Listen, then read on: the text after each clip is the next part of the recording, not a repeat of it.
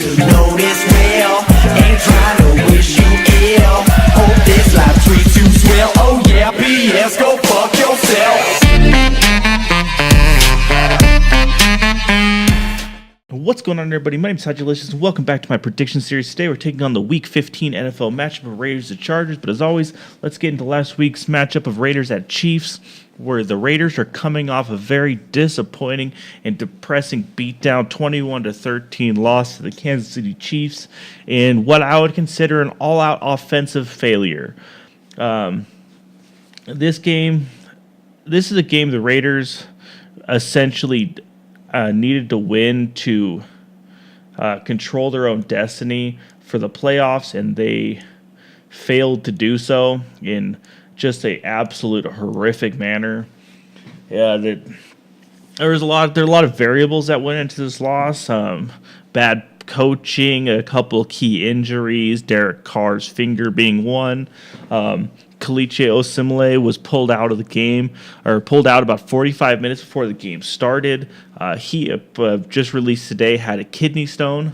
I'm recording this on Monday or on Tuesday. I wanted to wait. I was going to record this after Thursday, so this video is coming out late.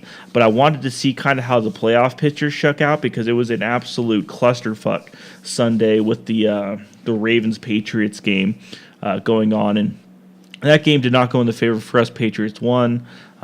Right now, the Raiders are currently in the 5th seed for the 10-3 wild card. The AFC playoff picture as it is right now says first seed is New England Patriots, second seed Kansas City Chiefs, third seed Pittsburgh Steelers, fourth seed Houston Texans, fifth seed Oakland Raiders, sixth seed the Denver Broncos. This is where, if the Raiders don't win against the Chargers this week, they can still clinch a playoff spot, but it gets a lot more complicated. And the scenarios go down like this. If the Raiders tie, plus a Dolphins loss, plus a Broncos loss, plus Dolphins tie, plus Broncos tie, plus Dolphins tie, plus Chiefs win. That's if the Raiders tie. That's how we can make it in. If the Raiders lose, then we have to have the Dolphins lose, plus the Steelers lose, or tie plus the Broncos loss, or Dolphins loss, plus Steelers loss, or tie plus Chiefs win or tie.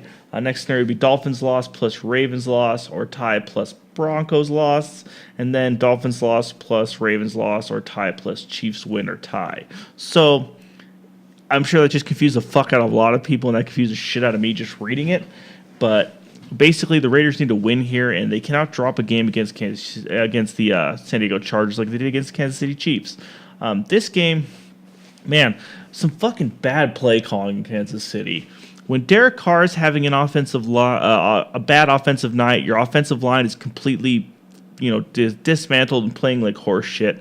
They threw the ball 41 times to, I want to say, 28 or 30 runs.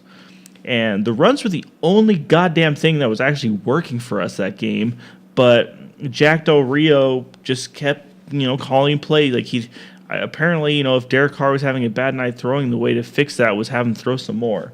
I know we had a 3rd and 1 play in the fourth quarter that, for whatever reason, it was like, Jesus Christ, Jack channeling his inner fucking Pete Carroll and not running the ball on 3rd and 1 cost us there. Just weird plays altogether. There was what is considered to be what Jack Del Rio called the angel in the outfield play, where late in the 3rd quarter, early 4th quarter, Carr had Amari Cooper open down the right sideline.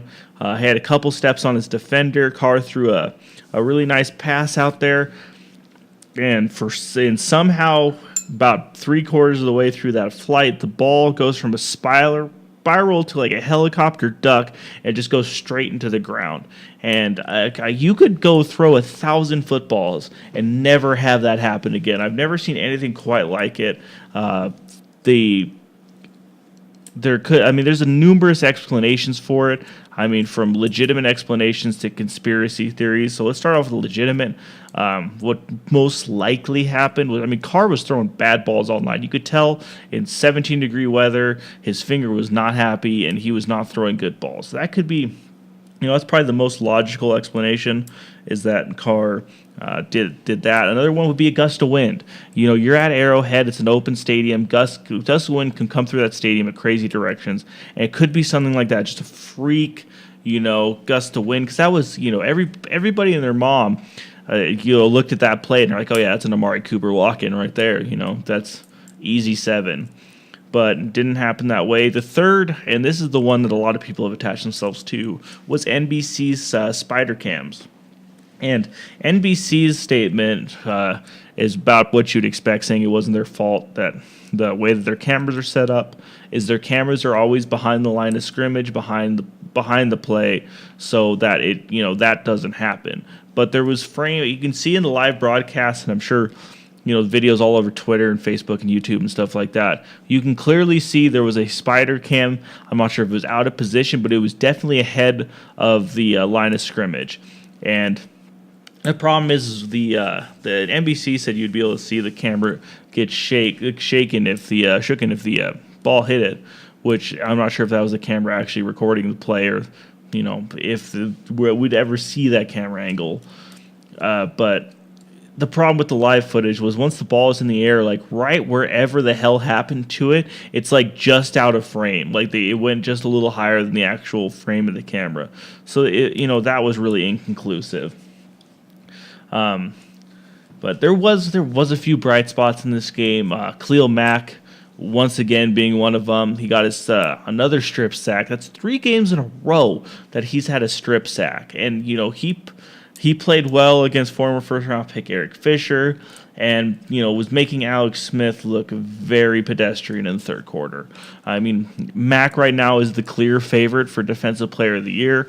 There is nobody else really, hunting him down right now. Especially the way he's been coming on late.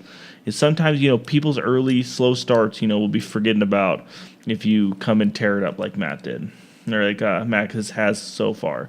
Latavius Murray had himself a great night, even without Kelechi Osemeleon. It was Murray scored a touchdown and 103 yards.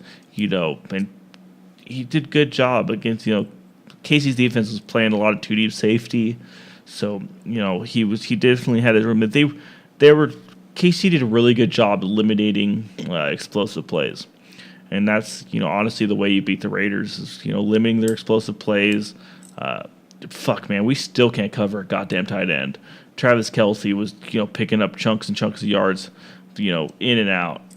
But this is the Raiders aren't out of it by any means. This was just one of those games where, we just did not play good when we needed to. This was the first game of the season where I think the Raiders really just came in and Raidered it up, where it's like I've been waiting for this game for all season for us to come in and just shit the bed, and this happened, and it came on the back of probably Derek Carr's worst ever game as a professional quarterback.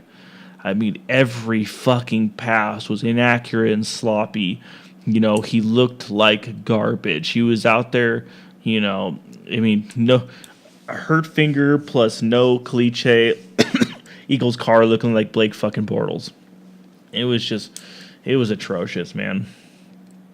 And a lot of it was, Austin Howard at right tackle. Dude, he could not deal with Justin Houston, like, at fucking all. He was just getting beat up all game. And, this game cost us. The Raiders really wanted to come in and win. This was the game you needed to win to clinch a first-round bye. Or not clinch a first-round bye, but make it so the Patriots and the Raiders get the first-round bye. But right now, it's like you handed the Chiefs. They've swept us this year.